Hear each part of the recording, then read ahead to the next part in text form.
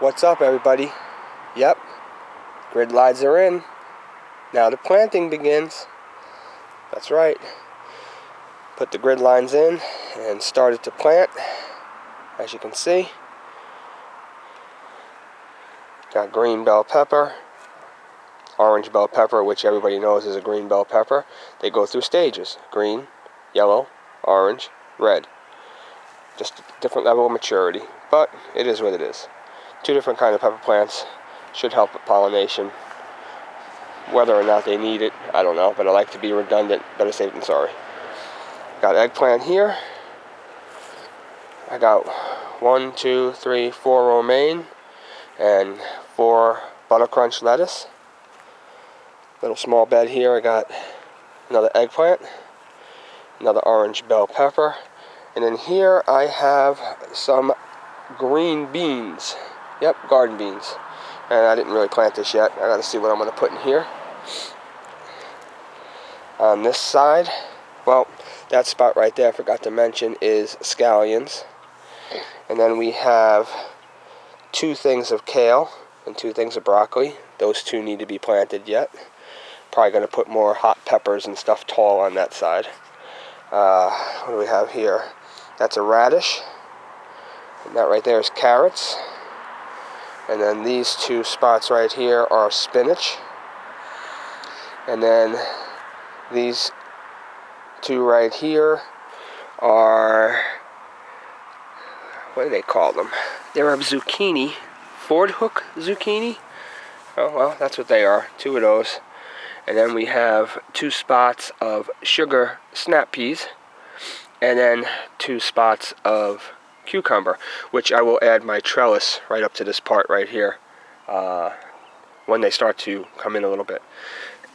The one you saw in last year's video, I'm going to adapt it to fit here since I already have it. No point in making something new. Then over here, as you can see what I did, I actually attached some 1x3s and a 1x1 and attached them to my tomato cages, which then I attached to each other so that they are nice and secure and they should be held up for wind. And what I'm going to be planting here are new Century tomatoes, and this one and this one. And that's going to be a beefsteak. I'm still waiting for them to, forgive the motorcycle, still waiting for them to get a little bit stronger inside before I transplant them. And then right here we have some Italian parsley. And then we're going to have some dill right here. Right here we have cilantro. These are, this one and this one here are super sweet. I kind of cheated a little on those and wanted to get some cherries in because I do like cherry tomatoes. Right here we have oregano and basil. So that takes care of that bed. That should be good. We still got a few more, like I said, to plant on that bed over there. We're going to probably put some hot peppers. I have all different kind of hot peppers. Scotch bonnets and jalapenos and Italian long and Asian Thai. So I'll probably fill them with up some peppers. My daughter and my wife want strawberries. Now I know it's not really the place to put them, but I guess what I'll do is I'll probably put like 2 or 3 plants in here of strawberries. And that leaves me 2 more plants of something to plant. We'll figure it out. And then I will have to find out where I want to put my watermelon plant because that thing's going to be crazy. I was going to do corn, but after looking at what I have and what I wanted, I really don't have the room. So what I might do, and I have a feeling my wife's going to kill me in the process because she wants to keep as much yard as possible. Like I said, she wants to play some volleyball. Now, yeah. No, I love you, honey.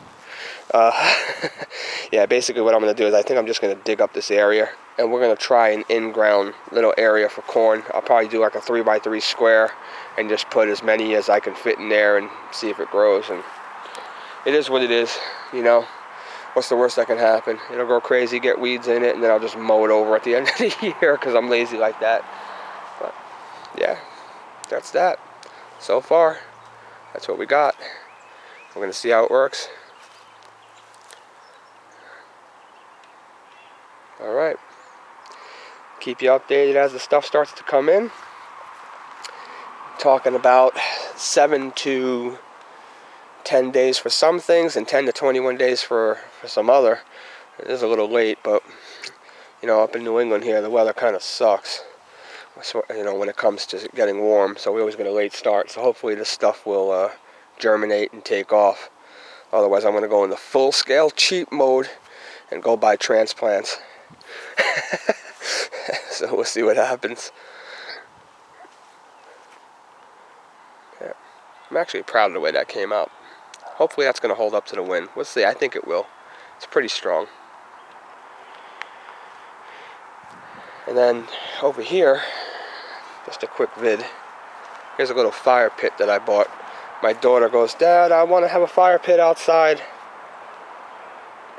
Well, I said okay. And then the prepper in me decided, oh, I'm staring at some nicely seasoned wood for the fire pit. Well, the prepper in me decides that if I'm going to do anything, I have to have dual purpose redundancy in it. You can't just go for the flare of a normal fire pit with a propane tank, because, you know, that is just, you know, you run out of propane and what then? You can throw some sticks in it, I guess, but it's not the real deal. Well, with this thing, I don't know if you can see, let's open it up without making you sick. You can get your fire in there, okay? But it also has a cooking grid, so that's wonderful. Different levels I can put it at, you know, so it has a dual purpose. And then the ashes, there's a little drawer for the ashes. When they're all done, you just dump them out, and you're good to go. It's self-contained, and I don't have to worry about embers and stuff pretty much getting out with the little chimney and setting that big gigantic tree on fire. which would probably be a good thing, because then I'll get more sun from my garden. But we'll see what happens. Anyways, just thought I'd show that to you.